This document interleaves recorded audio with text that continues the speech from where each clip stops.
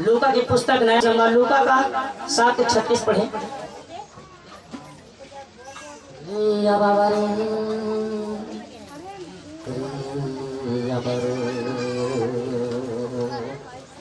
फरीसी के घर पापी स्त्री को क्षमा। ध्यान से सुने सभी लोग वचन को। फिर किसी फरीसी ने उससे विनती की कि वह उसके साथ भोजन करे, अतः वह उस फरीसी के घर में जाकर भोजन करने बैठा। कौन गया? यीशु गया। कौन गया? यीशु गया। फरीसी ने दावत दिया और कौन गए? यीशु। हमारे प्रभु यीशु मसीह उस घर में गए। आगे उस नगर की एक पापी स्त्री ये जानकर कि वो फरीसी के घर में भोजन करने बैठा है, संगमरमर के पात्र में इत्र लाई और उसके पांवों के पास पीछे खड़ी होकर रोती हुई उसके पांवों को आंसुओं से भिगोने और अपने सिर के बालों से पोंछने लगी और उसके पांव बार बार चूमकर उन पर इत्र मला। ये देखकर वो फरीसी जिसने उसे बुलाया था अपने मन में सोचने लगा, यदि ये भविष्यवक्ता होता तो जान जाता कि ये जो उसे छू रही है वो कौन और कैसी स्त्री है, क्योंकि वह तो पापिन है। यीशु ने उसके उत्तर में कहा, हे शमौन, मुझे तुझसे कुछ कहना है। वह बोला, हे गुरु, कह। किसी महाजन के 2 देनदार थे, एक 500 और दूसरा 50 दिनार का देनदार था। जब उनके पास पटाने का कुछ न रहा तो उसने दोनों को क्षमा कर दिया। इसलिए उनमें से कौन उससे अधिक प्रेम रखेगा? शमौन ने उत्तर दिया, मेरी समझ में वो जिसका उसने अधिक छोड़ दिया। उसने उससे कहा, तूने ठीक विचार किया है। और उस स्त्री की ओर फिर कर उसने शमौन से कहा, क्या तूने इस स्त्री को देखता है? मैं तेरे घर आया परंतु तूने मेरे पांव धोने के लिए पानी न दिया, पर इसने मेरे पांव को आंसुओं से भिगोए और अपने बालों से पोंछा। तूने मुझे चूमा न दिया, पर जब से मैं आया हूँ तब से इसने मेरे पांव को चूमना न छोड़ा। तूने मेरे सिर पर तेल नहीं मला, पर इसने मेरे पांव पर इत्र मला है। इसलिए मैं तुझसे कहता हूँ कि ये इसके पाप जो बहुत थे क्षमा हुए, क्योंकि इसने बहुत प्रेम किया।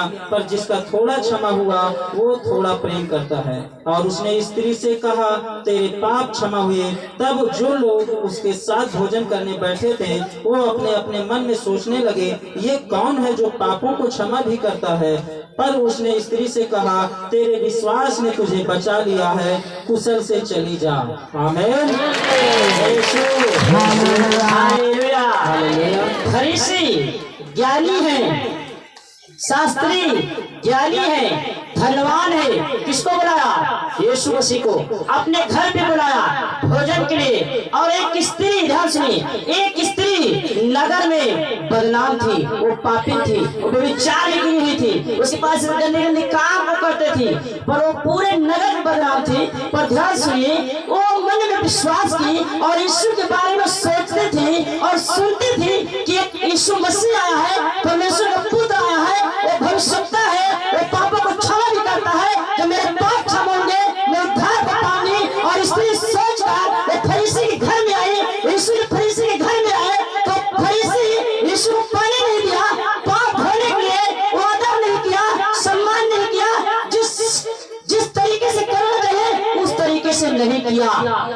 पर स्त्री ने जब सुना कि फरीसी के घर में यीशु आया है, भोजन कर रहा है, अपने पापों को याद लिया कि मैं भी एक पापी स्त्री हूँ, पूरे नगर पूरे गांव में बदनाम हूँ। ध्यान सुनिए, अपने मन में विचार की और एक महंगा खुशबू वाला देते एक गुलाब सेंट, तो उसको लेके महंगा वाला लेके वो गई फरीसी के घर में। वो डरी नहीं कि मैं फरीसी के घर में जाऊंगी तो लोग मुझे क्या बोलेंगे और मैं जाऊंगी तो मेरे बारे में क्या सोचेंगे।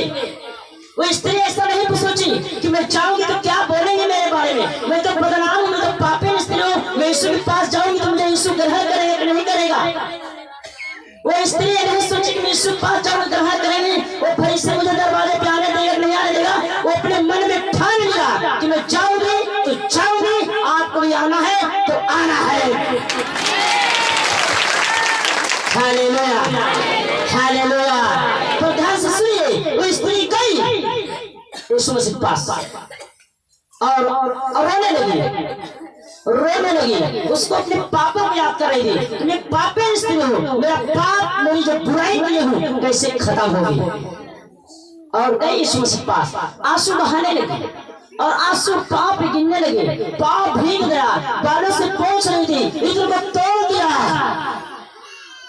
और फरीसी क्या बोला, शमौन क्या बोला, यीशु के बारे में संदेह करने लगा, यीशु के बारे में सोचने लगा कि अगर परमेश्वर का पुत्र होता, ये भविष्यवक्ता होता, ये मसीह होता, तो जान जाता कि स्त्री कैसी है। उसी पर यीशु बोलते हैं, हे शमौन तू बता, जिसका 5 है 50,000 कर्जदार है, जिसका माफ कर दिया जाएगा, कौन ज्यादा प्रेम करेगा? वो कहता है जिसका अधिक क्षमा किया जाएगा। कितने लोग समझ रहे हैं? 5 दिनार 50,000 दिनार, आप 5,000 पकड़ लीजिए, 50,000। कोई कर्जदार हो जिसके आप कर्जा नहीं हो, एक 5,000 कर्जदार हो और एक 50,000 कर्जदार हो, और जिसका कर्जदार हो, कर्जदार जो कर्जा दिया है अगर माफ कर देगा 50,000 वाले को और 5,000 वालों को भी, तो सबसे ज्यादा 50,000 वाला प्रेम रखेगा उस मनुष्य से कि 5,000 वाला, 50,000 वाला, क्योंकि 50,000 वाले क्योंकि उसका अधिक क्षमा हुआ।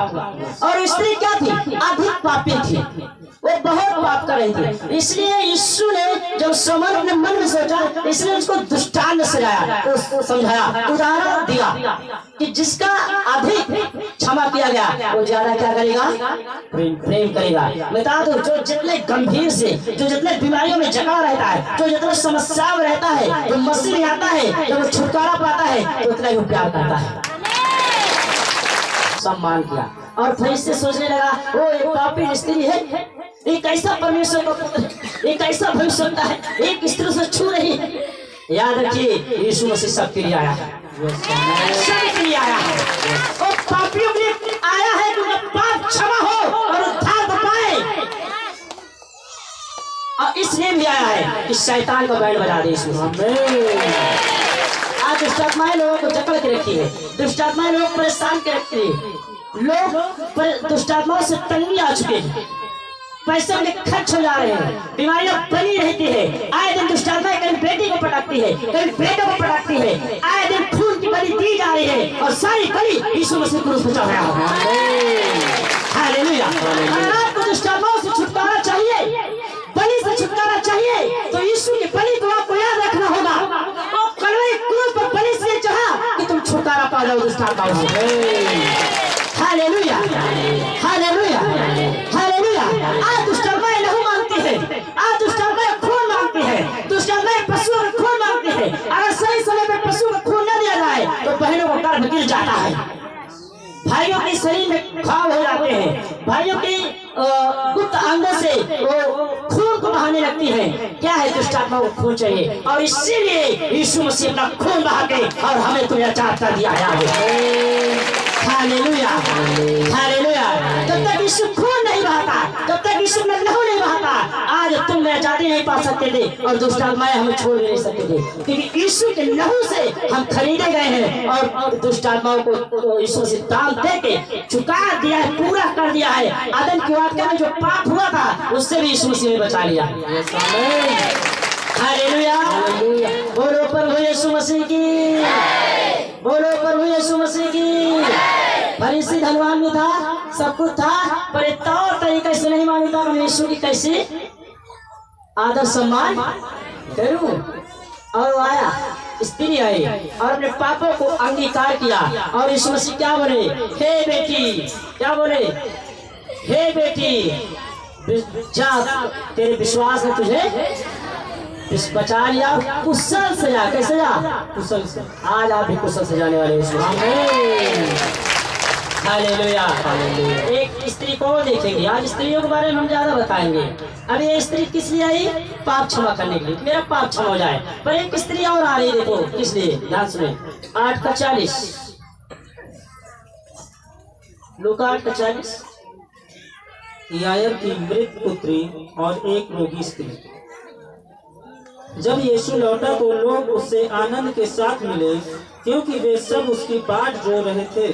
इतने में यायर नामक एक मनुष्य जो आराधनालय का सरदार था आया और यीशु के पांव पर गिर के उससे विनती करने लगा कि मेरे घर चल, क्योंकि उसके 12 वर्ष की इकलौती बेटी थी और वो मरने पर थी। हाँ, तो लोग उस पर गिरे पड़ते थे। एक स्त्री ने जिसको 12 वर्ष से लहू बहने का रोग था और जो अपनी सारी जीविका वैद्यों के पीछे व्यय कर चुकी थी, तो भी किसी के हाथ से चंगी ना हो सकी थी, पीछे से आकर उसके वस्त्र के आंचल को छुआ और वो तुरंत उसका लहू बहना बंद हो गया। इस पर यीशु ने कहा, मुझे किसी ने छुआ। जब सब मुंह करने लगे तो पतरस और उसके साथियों ने कहा, पर गिरी पड़ती है।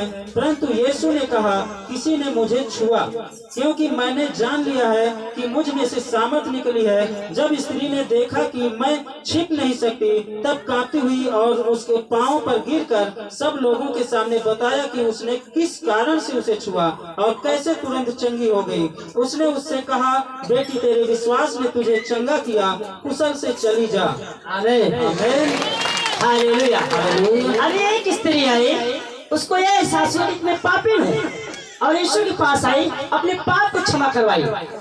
आज ऐसे कितने लोग हैं जो चंगाई के साथ साथ ये भी चाहते हैं मेरे पाप भी क्षमा हो जाए। हर एक मनुष्य पापी है, याद रखना, कहीं कहीं पाप किया है वो। एक स्त्री आई यीशु मसीह के पास कि मेरे पाप क्षमा हो जाए, और एक स्त्री आई बीमारियों में जकड़ी हुई थी। आवश्यकता है, जरूरत है, आप चंगाई लीजिए, क्योंकि चमत्कार होगा तभी आप यीशु में विश्वास करेंगे। स्त्री अगर चंगाई, जैसे आपको चंगाई मिलती है, चंगाई के साथ साथ आपको ये भी याद रखना है कि मुझे आगे को पाप नहीं करना है और पाप को छोड़ना है। Hallelujah, hallelujah. ध्यान सुनिए, जब यीशु लौटा तो लोग उससे आनंद के साथ मिले, क्योंकि वे सब उसकी बात जोड़ रहे थे। इतने में यारी नामक के एक मनुष्य जो आगरा का सरदार था आया और यीशु के पांव पर गिर के उससे विनती करने लगा कि मेरे घर चल, क्योंकि उसके 12 वर्ष की इकलौती बेटी थी, वहाँ मरने पर थी। जब वह जा रहा था तब लोग उस पर गिरे पड़ते थे। एक स्त्री ने जिसको 12 वर्ष से लहू बहने का रोग था और जो अपनी सारी जीविका वैद्यों के पीछे रख कर चुकी थी, तो भी किसी के हाथ से चंगी न हो सकी थी, पीछे से आकर उसके वस्त्र को आंचल को छुआ और तुरंत उसका लहू बहना बंद हो गया। तारीफ इस मनुष्य का क्या विश्वास है जो आई है? इसका यह विश्वास है कि यीशु मेरे घर चले, मेरे बेटी के लिए प्रार्थना करें। ध्यान सुनिए, इसके अंदर विश्वास शारीरिक विश्वास है। इसके अंदर विश्वास शारीरिक विश्वास है कि यीशु मेरे घर चले, मेरी बेटी पे हाथ रखे तो मेरी बेटी चंगी हो जाएगी। पर इस स्त्री का विश्वास था आत्मिक विश्वास, अपने के अंदर विश्वास था, और इसने सोचा कि यीशु के आज कपड़े को छू के चंगी हो जाऊंगी। और स्त्री गई, उसके साथ में कोई नहीं था, उसका घर का कोई नहीं था, उसका परिवार कोई, अकेले थी। 12 साल से लहू बहने का रोग। किसी स्त्री को 12 साल का 12 दिन अगर लहू बहने का रोग हो जाए तो खाट लग जाएगी। और स्त्री को 12 साल से लहू बहने का रोग था, पर वो हिम्मत को हटाया। आज आपको भी हिम्मत हटाना है, मुझे हिम्मत हटाना है। स्त्री क्या दिखाया? हिम्मत। और हिम्मत को दिखाते विश्वास नहीं गई कि यीशु मेरे सर पे हाथ रखे या न रखे, मुझे प्रभु छुए या न छुए, मैं यीशु के कपड़े को छुई और चंगी हो जाऊंगी। ये आपका विश्वास था उसका। और यह विश्वास था कि यीशु मेरे घर चले। आज बहुत से लोग, पास्टर मेरे घर चले, मेरी बेटी पे हाथ रखे, और बहुतों का विश्वास है पास्टर जी अपने मोबाइल से ही बोल दीजिए मेरी बेटी चंगी हो जाएगी। और जैसे आपका विश्वास वैसे आपके जीवन में चमत्कार होगा। Hallelujah, hallelujah.